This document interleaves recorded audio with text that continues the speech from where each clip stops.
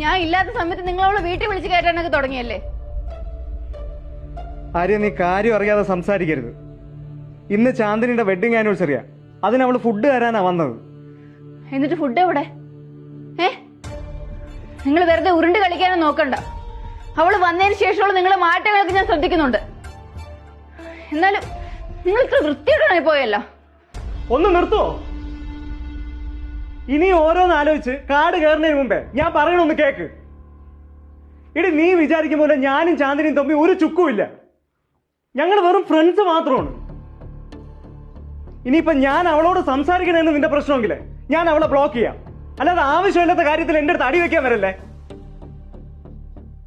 ഇപ്പൊ തന്നെ അവള് ഫുഡ് കൊണ്ടുവന്നപ്പോഴേ നിനക്ക് ഇഷ്ടമല്ലെന്നുള്ള ഒരു ഒറ്റ കാരണത്തിലാണ് ഞാൻ അവളെ തിരിച്ചു പറഞ്ഞയച്ചത്. ഒരുമിച്ച് ഇത്രയും കാലം ജീവിച്ചിട്ടേ എന്നെ നീ ഇങ്ങനെയാണ് മനസ്സിലാക്കിയിരിക്കണമെങ്കിൽ എനിക്കൊന്നും ചെയ്യാൻ പറ്റൂല ആര്യ. നീ വിശ്വസിക്കാൻ പറ്റുമെങ്കിൽ വിശ്വസിക്ക്.